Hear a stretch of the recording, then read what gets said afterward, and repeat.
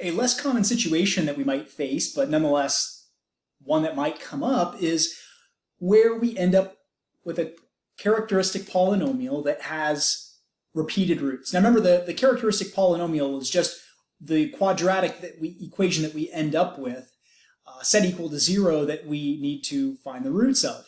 For example, we know that a parabola can cross the horizontal axis at either 2 points, which we've called these perhaps R1 and R2. Not necessarily the case that one needs to be negative and one needs to be positive. This is just to show you the idea. We could have two distinct roots. We could have just one distinct root repeated, right? We say repeated because in the quadratic form, negative b plus or minus, right? And in the event that what we get under here is the square root of 0 over 2a, well, in that case, we'll just get negative b over 2a plus 0 and negative b over 2a minus 0.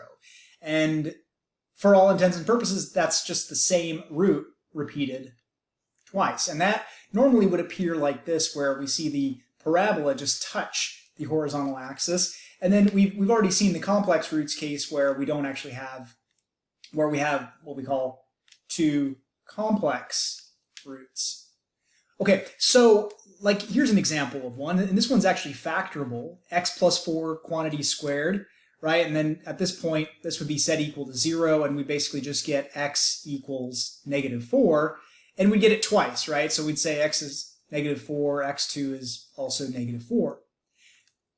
We might think this is fine. We plug it into our general form. We say, well, okay, e to the negative 4t and e to the negative 4t. So we have k1 e to the negative 4t plus k2 e to the negative 4t. And there doesn't seem to be anything wrong with that, except that notice there's a common factor of e to the negative 4t in both of the terms, and therefore you could factor that out and you're left with the coefficient k1 plus k2 all in front of e to the negative 4t. And that may not seem like a problem at first either. But let's say you have two initial conditions now, one for position and one for velocity, or rather the function's initial condition and its derivative's initial condition. So in this case, we would plug in 1 for y, e to the 0, we just get k1 plus k2. You take the derivative of this guy, and y prime would be negative 4 k1 e to the negative 4t plus negative 4 k2 e to the negative 4t. And so you again plug in 0 for t, and that just becomes a 1. And so we get negative 4k1 minus 4k2. But here's the thing. If you divide both sides by negative 4, right, you get 1/4 on the left, and then you just get k1 plus k2 on the right. But statements. One of them says, the first one says, k1 and k2 need to add up to 1. But the second one says k1 and k2 need to add up to 1/4. And we know that you can't add the same two numbers and end up with two different results. And so that's a contradiction, and therefore we could not satisfy a position and velocity initial condition at the same time. So this method fails in that regard. Is it a solution? Sure, but it's not a useful one because we can't control initial conditions for the function and its derivative. So we'll propose the repeated roots theorem. And this one might look familiar. This actually occurs also whenever we have first derivatives where they look something like this. Something like negative 4y plus, I don't know, 5e to the negative 4t, where the coefficient here and the coefficient here are the same. We actually saw this type of solution. Well, all we're going to do is when we get two identical roots, r1 and r2, and we'll just, since they're going to be the same, we'll just call them both r to keep it simple. Then the solution will just be slightly modified. Instead of both being e to the negative 4t's, well, they won't both be there, but we're going to preface it with this coefficient of t in front of the second term. Or, I mean, you could call this k1 t e to the rt and call this k2 e to the rt. Makes no difference. So in our case, that would be y equals k1 e to the negative 4t plus k2 times t e to the negative 4t. And now when you take this guy's derivative, you still get negative 4k1 e to the negative 4t But here you have to use the product rule because you have a function of t times another function of t. So the derivative of the first would be k2 times the second unchanged, plus the derivative of the first, which would be negative 4, derivative of the second, which would be negative 4 e to the negative 4t, times k2t. And now you notice that these two terms right here could actually be combined into one. This will be negative 4k1 plus k2, all times e to the negative 4t. But in the second one, you get negative 4t k2 e to the negative 4t. And now when you plug in 0 for t, don't let this intimidate you, this entire term will become 0, right? Because we have negative 4 times 0 times something is going to be 0. And then when you plug in 0 here, you get a 1. And so now you get y prime equals negative 4k1 plus k2, which does not pose the same problem because there's only one factor of negative 4 instead of two factors of negative 4. So that in a way seems to resolve our problem, where now you could plug in negative 1 for y prime, and your second equation looks different.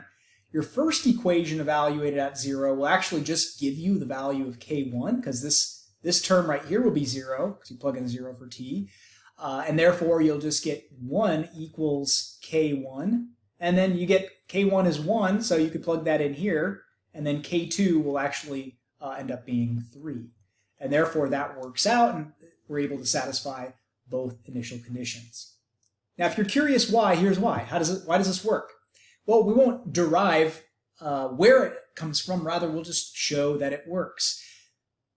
Okay, so here's what's happened, right? We had a situation where we get a repeated root. And so a repeated root will always allow you to factor your quadratic into x plus r quantity squared, right? You'll get that same root twice. And you'll set that equal to 0, of course, right? Because you're looking for the value of r that will make that equation true. But if you actually expand this out, you'll get x squared plus, you'll get an rx plus another rx, will give you 2rx. Remember, you can't just square both terms. And then plus an r squared. Okay? You'd have to maybe write it like this to see this.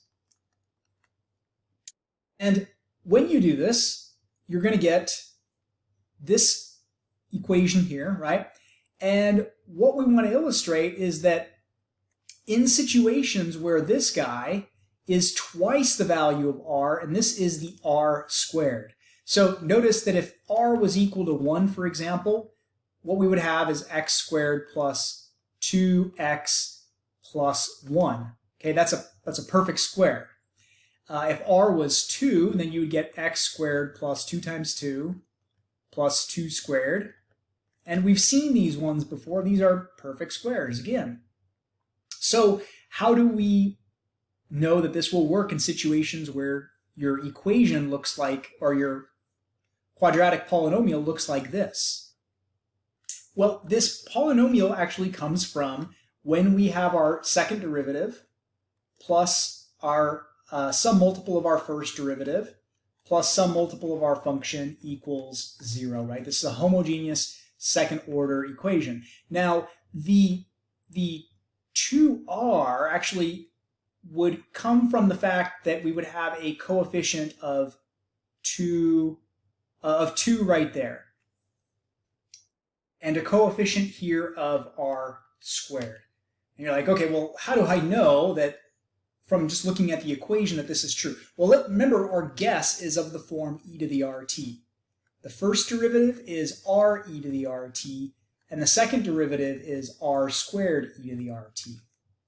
If we plug everything in, we'll get r squared e to the rt plus 2 times r e to the rt.